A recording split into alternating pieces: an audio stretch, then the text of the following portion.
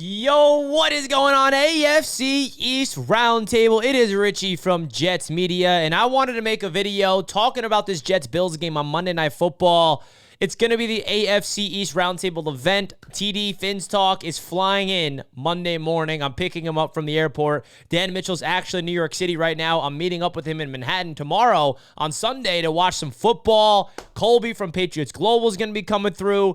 This is going to be a fantastic event, and I cannot wait to have the boys in attendance. If you guys did not know, we will be live as well from the event, doing our annual live stream, which is going to be a heck of a show. You guys are not going to want to miss this, man. I mean, you're talking about me, Dan, TD, and Colby going live from MetLife Stadium. Again, that's going to be live around 4 p.m. EST, so stay tuned for that, guys. And, of course, we're going to be at the game watching it together. But in this video, I kind of wanted to give my preview, just kind of dive deeper into this game, because for the Jets, this is big. This is a big matchup. If you're a Jets fan, just from the perspective of there's a lot of change right now. There's a lot of change with the Jets firing Robert Saleh, elevating Todd Downing as the play caller. We're still in the talks for Davante Adams. I mean, if you're a Jets fan, this is the game that could either save the season, get us back on track with a win, or kind of put the dagger in the heart of the season, with no hope. So this is a very interesting game, and I cannot wait to be there.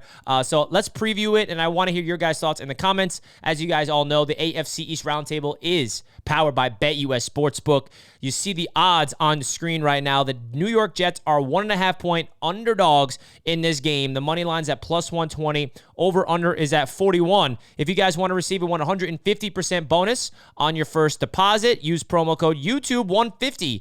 And then 125% bonus on your next two deposits, all the way up to $2,000 by simply using the promo code YouTube150. Big time shout out to BetUS for sponsoring the AFC East Roundtable all season long. Now, getting into this game, we have some injuries to kind of talk about first and foremost. From the Jets side of things, our slot corner, Michael Carter II, has been ruled out, which is a very devastating blow. He was out last week against the Minnesota Vikings. Isaiah Oliver will be in his replacement. That's a really unfortunate injury for your Jets fan, because he's a Swiss Army knife. He's the guy that's the glue of the secondary that keeps DJ Reed and Sauce Gardner in check, really covers the slots, the tight ends, and we're going up against Dalton Kincaid, so definitely a big loss for the Jets. CJ Mosley, who's been out for weeks, is trending to play in this game. Tyler Conklin, who's dealing with the hip injury, he's questionable as well. He may be playing in this game. And Leki Fatu, the New York Jets defensive tackle that they signed in the offseason, may be making his Jets debut to kind of help out in the run game. And the Buffalo Bills have James Cook questionable in this game with turf toe. He's expected to play. And then Shakir as well is also questionable, their wide receiver. So both teams are, a little banged up here for the battle of the AFC East. Now, getting into the matchups, the New York Jets have a 2-game winning streak against the Josh Allen-led Buffalo Bills at MetLife Stadium.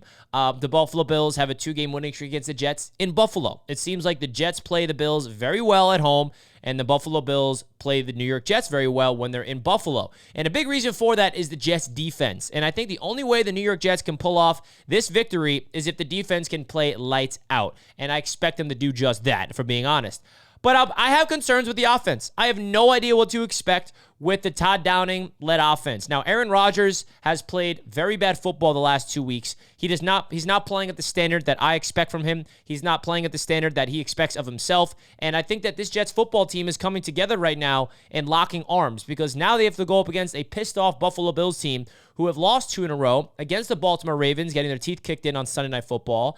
Now, losing to the Houston Texans last week. The Bills are angry. The Bills were 3-0, favorites to go all the way to win the Super Bowl after week 3. Josh Allen was MVP, and now they're kind of dealing with their own adversity. So you're talking about two teams, one with being a dynamic quarterback in Josh Allen with a lot of interesting weapons around him, trying to elevate their guys around him. And then you have the New York Jets offense, who has been struggling the last 2 weeks, losing to the Bo Nix-led Broncos, who are now on a 3-game winning streak, and then losing to the Sam Darnold-led 5-0 Vikings, led to Saleh getting fired.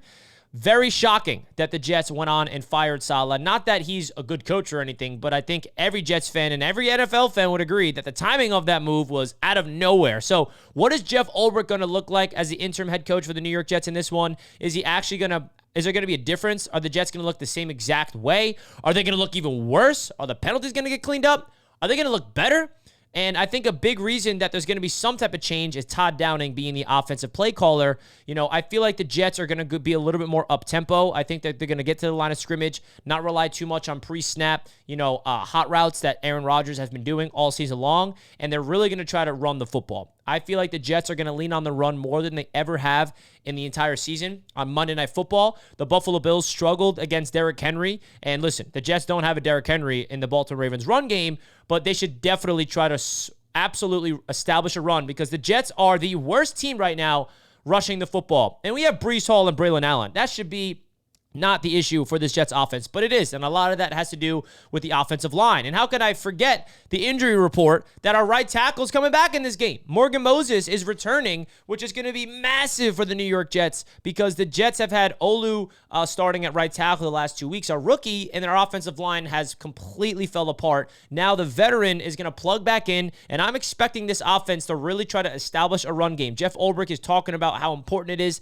to have a running game. We have the talent on the offensive line. We have the talent at the running back position. There's no excuse why the Jets cannot run the football, especially against a Buffalo Bills team who, by the way, I believe Ed Oliver is out. So there's a lot of injuries that I keep forgetting here, but I'm realizing that there are some people banged up and some people returning for both teams. So the Jets have to run the football. And then on defense, they have to be able to contain Josh Allen. He's not only a quarterback that can stretch the field down, with his arm, but his legs is something we have to look out for. Watch out for Will McDonald, the New York Jets second-year edge rusher, who is second in the NFL in sacks with 6 sacks. He's going to be the quarterback spy on Josh Allen. He's going to drop back.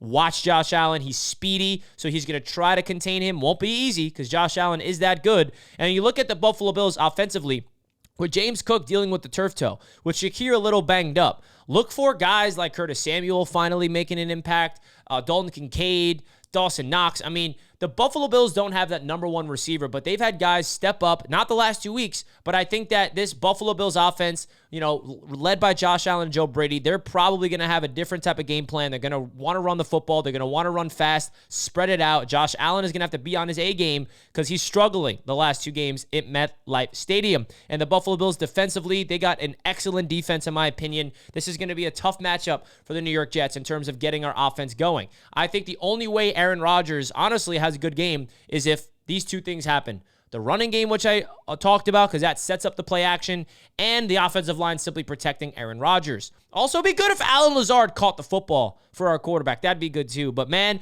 I'm expecting a thrilling, low-scoring, gritty battle between the New York Jets and the Buffalo Bills on Monday Night Football. I'm expecting it to be very fun.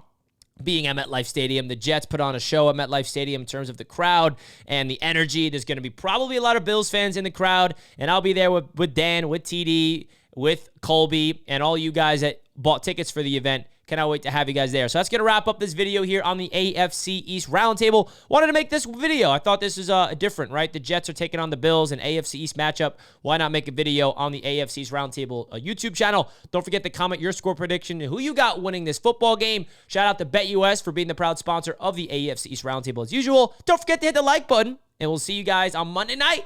Peace out and enjoy week number 6 in the NFL. Peace.